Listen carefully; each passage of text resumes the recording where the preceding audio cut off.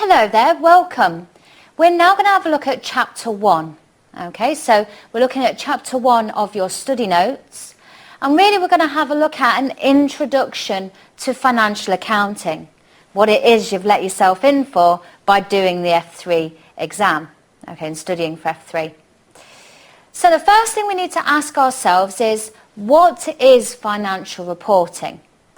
Well, financial reporting is the process of recording and presenting business transactions. Now, what we're really looking at here is we're recording and presenting historical transactions.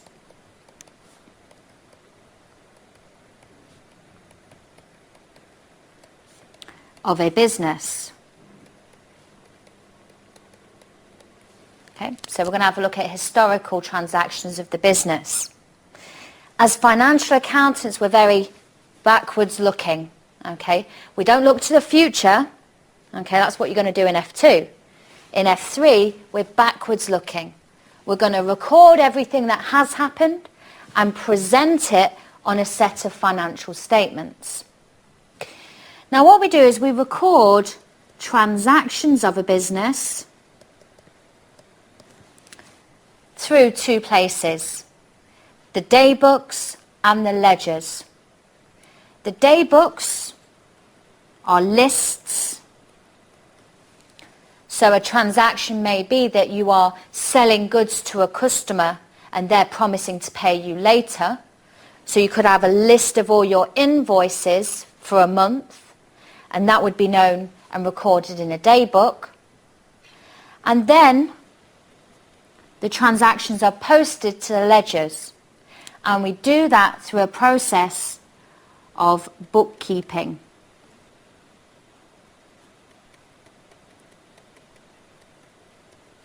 Or double entry bookkeeping.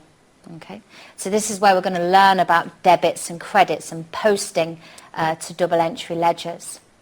Okay, so all our business transactions are first recorded in the day book to form a list, and then we post that list of transactions to the ledger accounts through a process of double entry bookkeeping.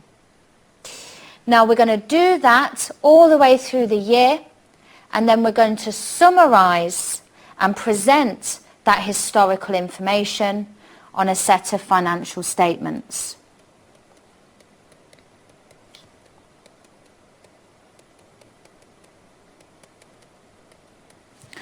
And really when we're presenting those transactions, we're presenting a summary of those transactions for that particular period. Usually it's over a year. How are we going to present our transactions in the year, and how are we going to summarize them? Well, we have to summarize them and present them on 4 financial statements. The statement of comprehensive income. You might know this as the profit or loss account. Okay? Well, we're doing F3 and we use international accounting standards, and the internationally recognized term for a profit and loss account is a statement of comprehensive income. What we will be doing there is summarizing all the income and expenses of a business for the year to find whether that business has performed well and made a profit, or performed badly and made a loss. Okay? So the statement of comprehensive income is going to have a look at the performance of the business for the year. We then have a look at the statement of financial position, a financial statement that looks at how healthy a business is. It's almost like a doctor with a stethoscope, okay, assessing the heartbeat of a business. How healthy is a business? Does it have lots of cash and lots of assets? Or does it have lots of liabilities and obligations to pay people? That's what the statement of financial position will look at. We then have a look at the statement of changes in equity, which has a look at the movement in the owner's funds in the year. So if you're an investor investing in a business, you would be interested in the statement of changes in equity, as you would be interested to see how your equity, how your investment has performed. Okay, and what movements in the profits of a business, etc., have happened in the year. Finally, then, we can present financial information in a statement of cash flow. Really, that looks at reconciling the movements between opening and closing cash balances between last year and this year. Cash is one of the most important, if not the most important, asset to a business. So it's important for us to explain in the statement of cash flow how well we've utilised our cash balances in the year. Now, of course, we're going to prepare these financial statements in F3. So we're going to see these presentation of financial statements in later chapters, particularly these first two. We'll see them in chapter 2. Okay, we'll see what they look like and how we go about preparing them. But for now, financial reporting is reporting your financial performance, your profit or loss of the business, and your financial position, the health of your business at each year end. Okay. Now, what sort of businesses would we need to present information for? Well, within the F3 syllabus, there's 3 main types of business that we may be asked to talk about, and some of these businesses you would be asked to prepare accounts for. Now, the first type of business is a sole trader. And I'm going to put a tick next to this because in the exam you will be asked about the financial statements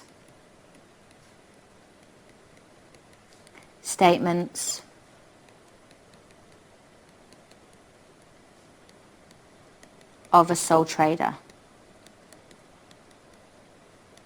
Okay. So in your F3 exam, you will be asked to prepare the accounts for a sole trader. Okay. But we need to know who a sole trader is first of all, don't we? So, a sole trader, this is a business that is owned and operated by one person. Now what we say here is this is usually people, that work for themselves. So people like electricians, okay? They go around, they see their customers, they put their own money into the business, and their own money is used to pay for tools and to pay for running their van or petrol costs, maybe even to buy the van. Their business is AZ Electricals, but they put their own money in, the sole trader, and they are responsible for paying any business debts. So if the sole trader owes money to a supplier, well then it's the sole trader's own responsibility to pay that money. Now if the business itself, AZ Electricals, does not have enough money to pay for that supplier, well, the sole trader, the owner and operator of the business, the electrician, is going to have to take money out of their own pocket and give it to the supplier. The sole trader is personally responsible and liable for any debts that his business enters into. Okay? So a sole trader is personally liable for any business debts. Okay?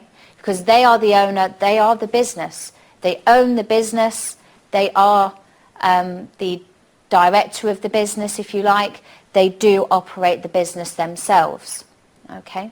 So it's one person, a sole trader. Okay? But the business, AZ Electricals, and the sole trader are the same. Yeah? That one electrician is AZ Electricals. Okay? So the sole trader is the business. They put their own money in. Now, a common question I get asked is, can sole traders have employees? Well, yes, of course they can. Your electrician may have an apprentice or a junior electrician that they want to train up.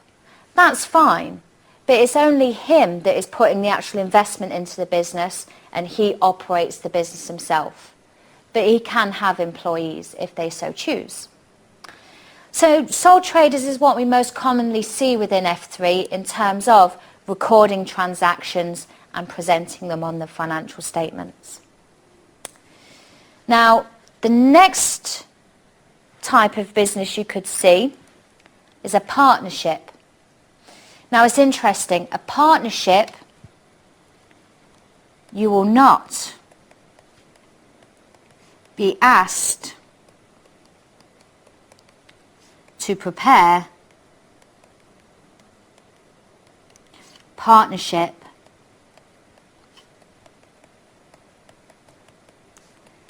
financial statements.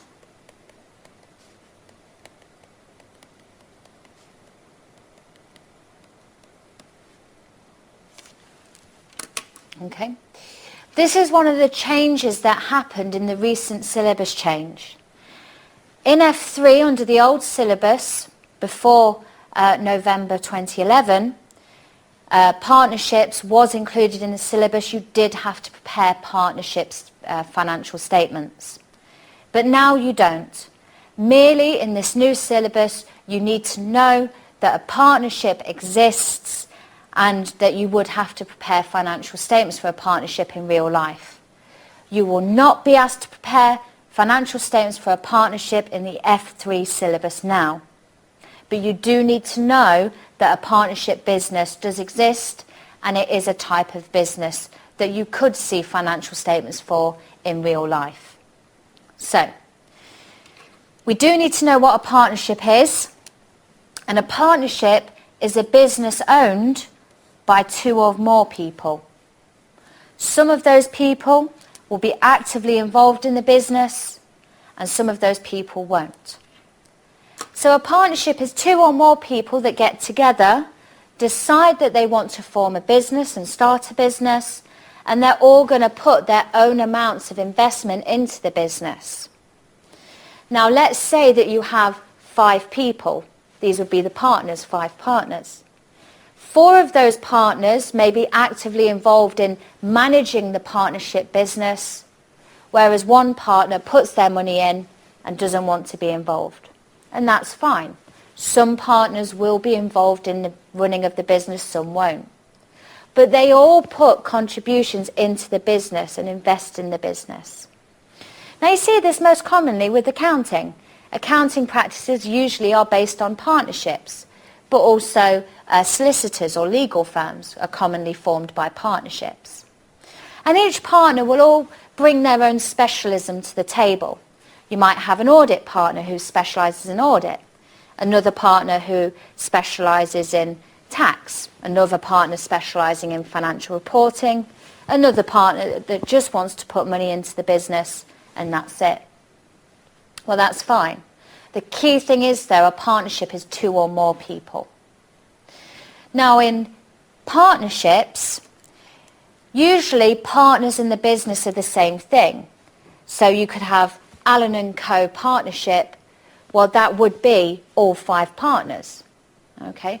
The business name and the partners are the same thing in the eyes of the law. And as such, the partners are legally the same entity as the business. Allen & Co., the partners, they're one of the same. And therefore, the partners of the business, all 5, would be jointly liable for any business debts. So any supplies that need to be paid in the name of Allen & Co., well, if Allen & Co., the business, can't pay it, well, the partners have got to go into their own pockets and put their own money into that business to pay their suppliers. Okay? So, the partners and the business are one of the same thing in the eyes of the law. Okay? So, partnership, 2 or more people, the business and the partners are one of the same thing in the eyes of the law, and therefore, if the business can't pay its debts, then the partners have their own assets on the line. They need to use their own assets to pay those business debts if the business cannot afford them. Okay? The final type of business that you would see in F3 is a limited liability company. And you will be asked to prepare financial statements.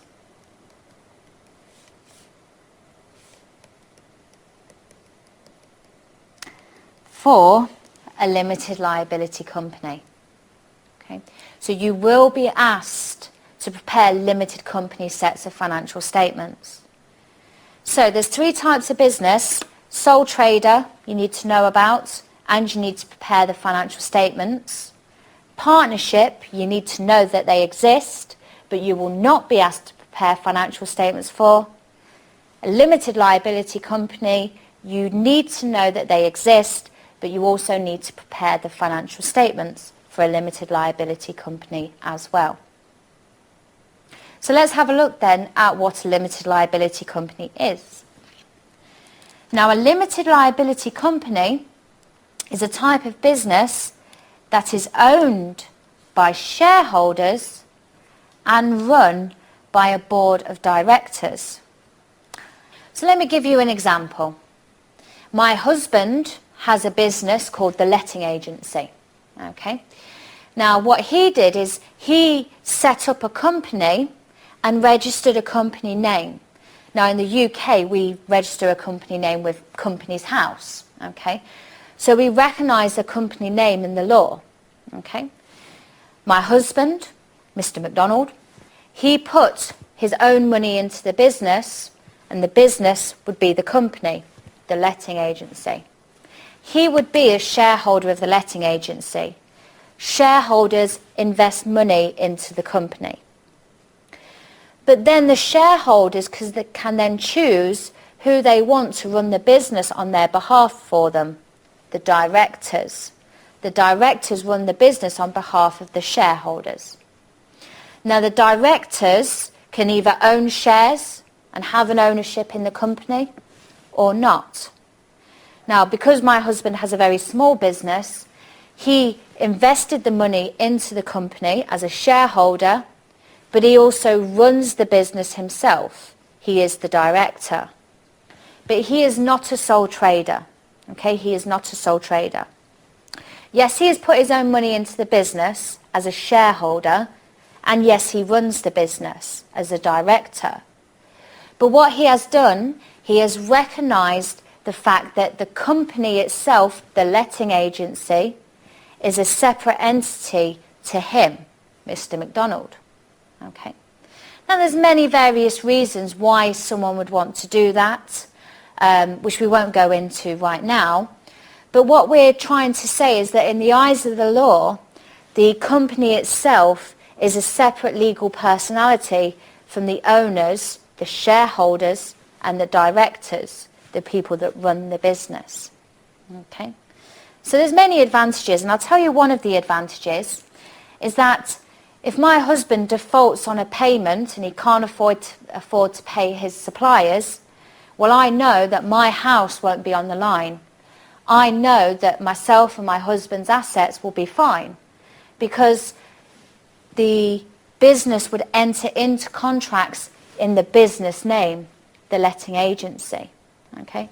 And in the eyes of the law, if a company cannot pay its debts, well, then the company can't pay its debts.